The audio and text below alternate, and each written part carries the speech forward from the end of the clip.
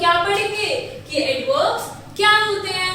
तो kids adverb में हमें क्या समझ आ रहा है, इसमें एड और verb means an adverb is a word that modifies the meaning of a verb, an adjective or some other adverb। मतलब कि एडवर्ब्स ऐसे वर्ड्स होते हैं जो कि कोई मीनिंग ऐड करते हैं वर्ब में, एडजेक्टिव में या फिर किसी और एडवर्ब में। For example he ran fast, वो कैसे भागता है, वो तेज भागता है। तो यहाँ ran क्या है, it is a verb, it is a verb. तो उसको मॉडिफाइड या फिर उसमें कोई मीनिंग कौन ऐड कर रहा है, फास्ट। तो फास्ट क्या हो गया हमारा, adverb. Now the boy is very dull, लड़का कैसा है, वो बहुत डल है। तो बॉय क्या हुआ हमारा नाउन, बॉय कैसा है, डल है। तो बॉय से हम डल पर आए, डल क्या हुआ, एडजेक्टिव। देन उस एडजेक्टिव से अब डल कितना डल है, वो कैसा डल है, वेरी डल। तो डल को कौन डिफाइन कर रहा है, डल में मीनिंग कौन ऐड कर रहा है, वेरी। तो वेरी क्या हुआ, एडवर्ब। तो the boy is very dull, जो लड़का है वो बहुत डल है। अब very modifies the adjective dull. First sentence में फास्ट मॉडिफाई कर रहा था वर्ब को, सेकंड में एडजेक्टिव को। Now the army fought very bravely. अब आर्मी है, ठीक है, आर्मी क्या हो गया, आर्मी हमारा कलेक्टिव नाउन हो गया क्योंकि ग्रुप ऑफ सोल्जर्स को हमने क्या कहा, आर्मी। तो ये हो गया हमारा नाउन। देन वो क्या कर रहे हैं, वो लड़ रहे हैं। तो फॉट क्या हो गया, फॉट हो गया हमारा वर्ब। फिर कैसे लड़ रहे हैं, दैट इज ब्रेवली, बहुत बहादुरी से लड़ रहे हैं। तो ये क्या हुआ हमारा एडवर्ब। क्यों, क्योंकि ब्रेवली ऐड कर रहा है meaning to the verb. Now अब ब्रेवली को भी और कौन डिफाइन कर रहा है, वेरी। वेरी किसे डिफाइन कर रहा है, ब्रेवली को। तो एडवर्ब को भी जो डिफाइन करने वाली वर्ड्स है उन्हें हम कहते हैं एडवर्ब। तो very modifies the adverb bravely. Now ये क्या था हमारा एडवर्ब। एडवर्ब क्या होता है, जो कि मीनिंग ऐड करता है वर्ब में, एडजेक्टिव में या फिर किसी और एडवर्ब में।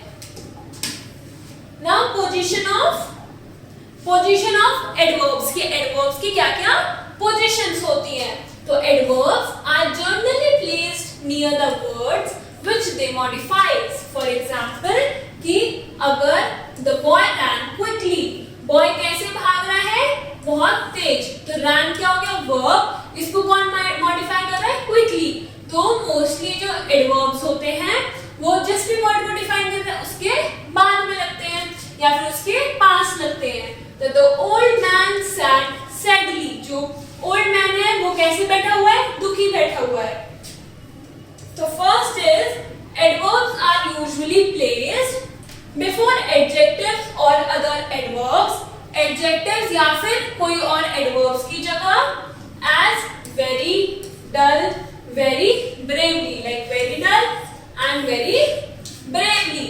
Then after the object of a transitive verb as कि जो object है उसके बाद में कि the girl answered the women wisely, लड़की ने कैसे जवाब दिया women को, very wisely। The adverbs may be placed before the verb। adverb कब place होते हैं, verb से पहले। as he knowingly insulted him, उसने उसको जान के insult करा। A second is when an adverb modifies a whole sentence, it is generally used in the beginning of a sentence। और जब एडवर्ब पूरे सेंटेंस को मॉडिफाई करता है तो जनरली कहाँ लगता है, सेंटेंस के स्टार्टिंग में। as unfortunately, अब इसमें क्या एडवर्ब है हमारा, unfortunately the old man struck against the wall। और unfortunately क्या डिफाइन कर रहा है, ये डिफाइन कर रहा है कि सेंटेंस की पूरी सिचुएशन को। तो एडवर्ब लगा के हमारा पूरे सेंटेंस का मीनिंग क्या हो गया, वो मॉडिफाई हो गया। C is the adverbs always, never, often, sometimes are usually placed before the verbs they modify except the verb to be। मतलब कि always, never, often, sometimes ये कैसे एडवर्ब होते हैं, ये frequent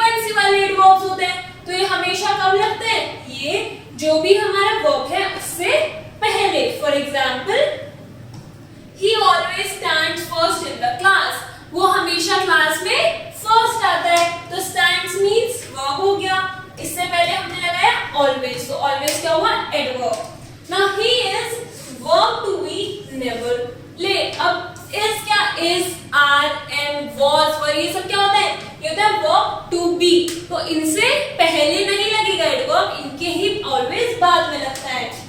D is adverb enough follows the word it modifies as good enough। तो जो enough होता है, adverb enough जो होता है वो हमेशा कैसे लगता है? as good enough। किसी चीज को हम क्या एडजेक्टिव है उसको हम डिफाइन कर रहे हैं, तो उससे बाद में क्या लगा हमारा? enough। तो adverb only requires great attention in its use। only कब लगता है? only को सबसे ज्यादा अटेंशन देनी चाहिए। क्यों? it generally it मतलब it means only is placed before the word it modified। means कि only कब लगता है? उसको वो एक वर्ड को मॉडिफाई करता है, तो जिस वर्ड को मॉडिफाई करना है उससे पहले। For example his brother only lived for their sake। अब his brother क्या? अब एक ही वर्ड की बात कर रहे हैं, only lived। अगर बोलते his brother lived for their sake, उससे इतना इम्पैक्ट नहीं आ रहा, जिससे क्या? only कि सिर्फ उनकी वजह से। it means his brother did everything for their sake। means only से मतलब क्या है कि बस उन्हीं की वजह से। it means his brother he gave a rupee only। अब उसने क्या दिया? उसने 1 रुपी ही दिया है, तो only means बस 1 रुपी दिया है। it means that more may be expected। now if adverb very is used with positive degree and adverb much is used with comparative degree। अब हमारे पास पता है एडजेक्टिव्स की डिफरेंट डिग्रीज होती है, positive degree, comparative and superlative. तो जो positive degree होता है उसके साथ वेरी वेरी जो लगेगा पॉजिटिव डिग्री इसके साथ लगेगा। मीन्स की टॉल, बिग, ये सब क्या होगा? पॉजिटिव। अब इन्हीं का ही कंपैरेटिव क्या होता है? टॉलर, बिगर, शॉर्टर। तो इन सब के साथ क्या लगता है? Much. Means now she is very happy. Happy क्या हुआ? Positive degree. She is much happier now, वो अब ज्यादा खुश है, तो हैप्पियर क्या हो गया? कंपैरेटिव डिग्री, इसलिए हमने क्या लगाया? Much. Now G is very। very is used with present participle and much is used with past participle। means कि present participle means present tense, present simple tense या फिर present continuous tense में क्या लगता है? हमारा very means interesting। interesting means continuous की बात कर रहे हैं, तो the story is very interesting। और इससे क्या पता चल रहा है? हम present की बात कर रहे हैं, इसलिए हमने लगाया very। Now I am much interested in nature। अब interested लगते ही क्या हो गया? ed लग गया, means past form, means sentence past में, इसलिए हमने इसके साथ क्या लगाया? much। else is followed by but and other is followed by then। means किसी सेंटेंस में else है तो वो but के साथ लगेगा, और other है वो then के। For example it is nothing else but foolishness। he could not do it better than stop it। ये क्या था? जैसे इस सेंटेंस में but है तो उसके साथ लगा else, then के साथ लगा other। now I is enough। enough is generally used in the positive sense and is used after the word it modifies, as he is wise enough to advise him। enough किसके साथ लगता है? enough generally लगता है to make a positive sense, means positive sentences के साथ लगता है। for example he is wise enough to मतलब वो उतना wise है कि वो अच्छी एडवाइस दे सके।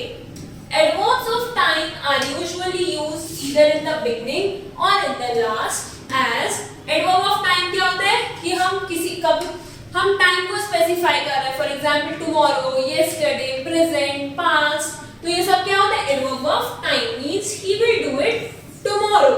अब ये क्या हो गया? एक सेंटेंस हो गया, तो इसमें लास्ट में हमने टुमारो लिख दिया। अब हम इसको ऐसे भी लिख सकते हैं कि tomorrow comma he will do it.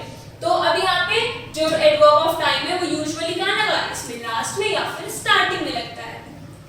If a sentence has an auxiliary verb and the main verb as he has never attended the class, he will always do it। अब यहाँ पे has क्या है और will क्या है? these are auxiliary verbs, means these are helping verbs। और फिर ये इनके बाद में क्या लगा है, नेवर एंड ऑलवेज। तो नेवर और ऑलवेज क्या कर रहे हैं, हेल्पिंग वर्ड और जो मेन वर्ब है उसको आपस में मिला रहे हैं। तो ये क्या थे हमारे एडवर्ब्स। एडवर्ब्स क्या होते हैं, adverbs are words that add meaning to verb, adjective और